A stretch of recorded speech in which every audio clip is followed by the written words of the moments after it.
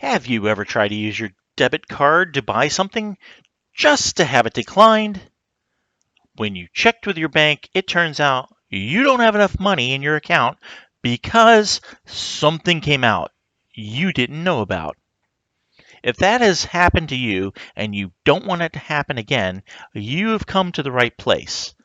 I'm Professor Capko, and in today's video, I'm going to show you how to make sure you know how about everything that is coming out of your bank account. In my last video, I showed you how to keep track of all your transactions you engage in your bank account using a check register. If you haven't seen that video, I have a link to it up in the corner. You don't have to watch it at this moment. Watch it again after this if you haven't watched it already. This video is a continuation of that process. As you can see, I filled out a check register here.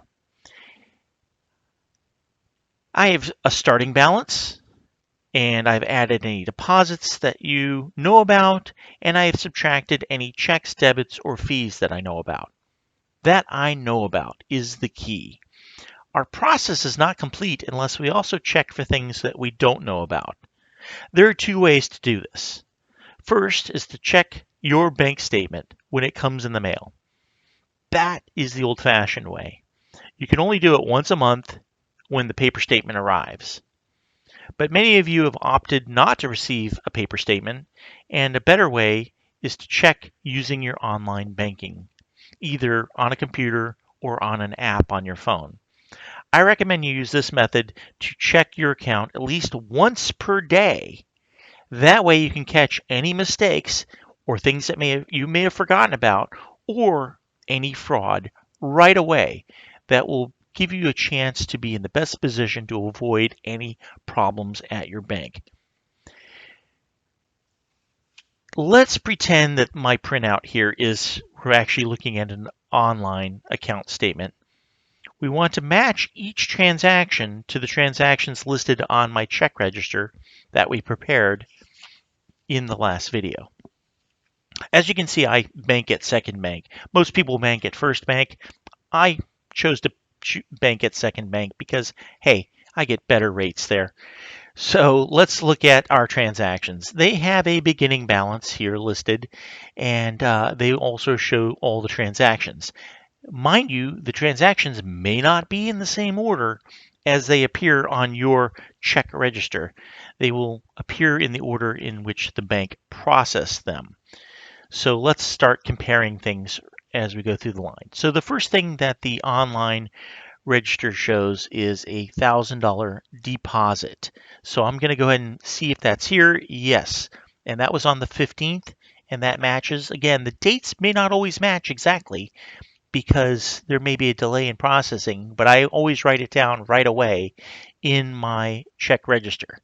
Since this amount matches exactly this amount of the deposit, I go ahead and put a little check mark here. You can see that this check register has provided a little column for these check marks. If you don't have that, you can put a check here by the date, however it works for you. It's just convenient for me to use that column there. The next thing, and I'm going to be always looking at the online register first to compare it. I see that there's a debit to Shell for $75, and I look for that here. And I did have a debit to Shell for $75, and I see that it was for gas. Since that matches, I'm going to go ahead and check that off at that point. The next thing that shows up is a transfer to savings for $100, and that occurred on the 16th. I look here, and I do have transfer listed. I do have the 16th. I have transfer to savings, $100. That all matches, so I put a check mark next to that. I'm putting check marks here on my piece of paper. If it was a paper statement, I would be doing that as well. Clearly, if you're looking on your phone on the app, you won't be able to make these check marks. But remember, we're going through the whole process here. If you do this every day, it won't take so long. You'll just have a few transactions. But let's go through all these so we can see how we do it. This one says deposit from PayPal on 8/17. Now, I want to point out that how the bank lists something doesn't always match the way you have described it. In this case, I find on that same date, I find a deposit for the correct amount, and it was for a sale of something that was sold on eBay. The amounts match. That is a correct amount. So I go ahead and check it off that it has appeared in the bank statement. Next, I see an ATM withdrawal on the 20th for $60. So I look for that here, and as I mentioned, I like to, distinguish different types of transactions. So I always put ATM for any ATM withdrawals. Just it makes it easier to find it. It's on the 20th, cash withdrawal, $60. That is correct. It has already appeared on the statement here. I do have interest credited for 25 cents, and I have interest earned here for 25 cents, so that matches. So I go ahead and check that off. And I see that there was a bank fee, my monthly bank fee of $5, and I'm used to that. That is every month, so I went ahead and took that out already. I had already accounted for that in my check register, so all I need to do is check it. And as you can see, I don't have any more transactions here in my check register. And my ending balance in the bank statement does not match what is stated for my check register. This is not a time to panic. That is often happens unless everything is exactly the day on the day and everything's cleared already. It usually won't match exactly, and I'm going to show you how to clear that up. But we're going to look at it and see if there's anything up here that didn't clear the bank yet. And I see right away that there's no check mark here for this check number 105, written on the 16th for my electric bill. It's a $250 check that has not cleared the bank yet. Again, this often happens because there may have been a delay in the mail getting there. It's maybe takes time to process through the other bank. It may take time to get to my bank. So there's often a delay, but I do want to keep track of it because if the delay becomes too long, maybe the check never made it there. Maybe it got lost in the mail, and that way I already know what the amount of the check was, and I can recognize that it didn't clear the bank. But because it didn't clear the bank yet, I want to make a note of this. Anything that still needs to be withdrawn, and I go ahead and write it down here just to keep track of it. So that will be the only thing that is not listed here that didn't clear the bank. I do see some things on the check register that I have not dealt with in my check register yet. So I see an ATM fee here on the 30th for $3.25. That was not accounted for because I wasn't aware that there was an ATM fee. So I want to go ahead and put that in here, and I might even write it down as ATM fee so I know what it was. 830, and I can do ATM fee. However you want to track it, however you want to write it down, that's good, just so you can track it for future reference, so you can keep track of how much you're spending. And as I said, it was $3.25, so I'm going to write it down here as $3.25.